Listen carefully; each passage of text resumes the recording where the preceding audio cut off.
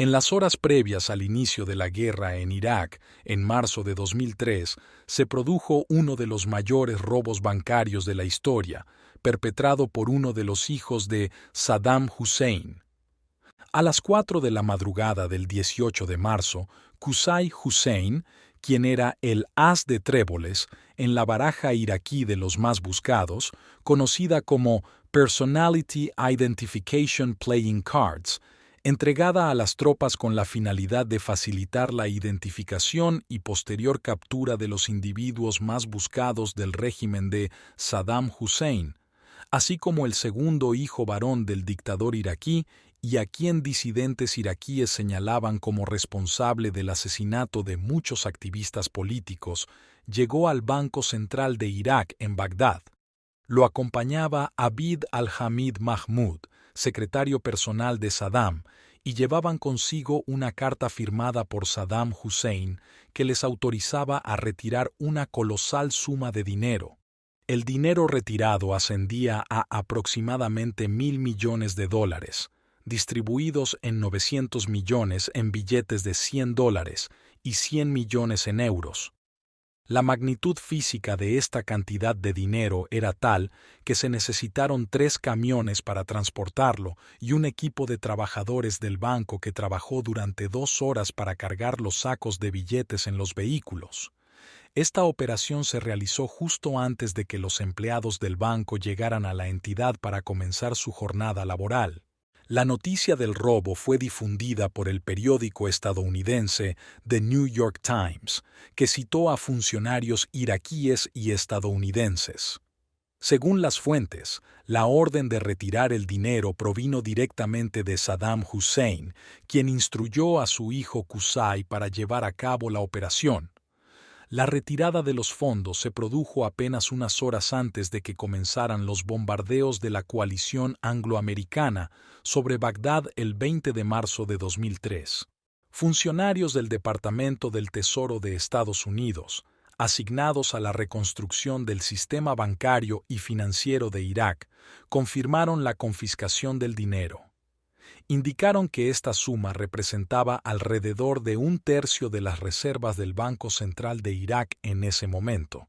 Sin embargo, hasta la fecha, no se ha podido determinar con precisión el destino final del dinero. Las investigaciones sugieren que los fondos fueron sacados del país a través de Siria, siguiendo rutas similares a las que utilizaron algunos altos funcionarios del gobierno de Saddam para escapar. Esta hipótesis se basa en informes de inteligencia y en la observación de movimientos sospechosos de camiones que cruzaron la frontera con Siria. El robo de $1.000 millones ha generado una gran preocupación y sospechas sobre su posible uso para financiar a los remanentes del régimen de Saddam Hussein.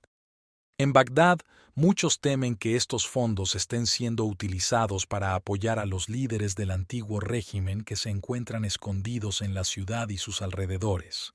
Algunos miembros del Congreso Nacional iraquí creen que Saddam Hussein había diseñado una estrategia para después de la ocupación, previendo la toma de Bagdad por parte de las fuerzas estadounidenses, con la intención de preparar un regreso al poder en el futuro.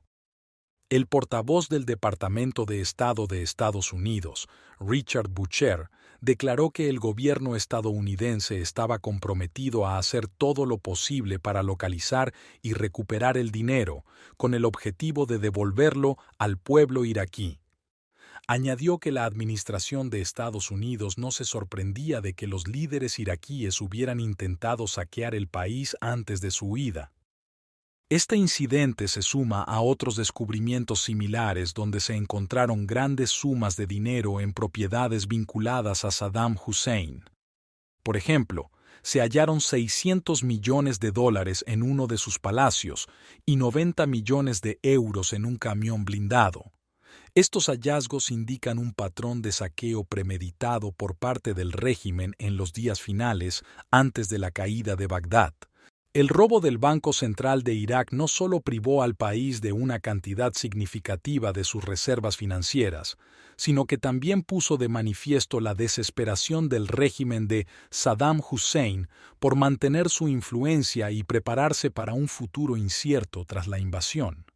La magnitud de la operación y el sigilo con el que fue ejecutada reflejan la naturaleza autoritaria y secreta del régimen, donde las órdenes de Saddam Hussein no podían ser cuestionadas.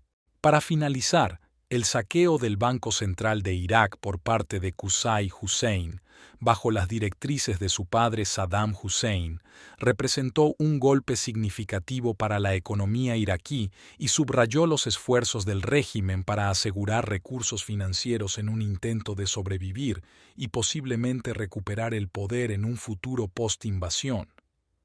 Las autoridades continúan trabajando para rastrear el dinero y mitigar el impacto de este acto sobre la estabilidad económica y política de Irak.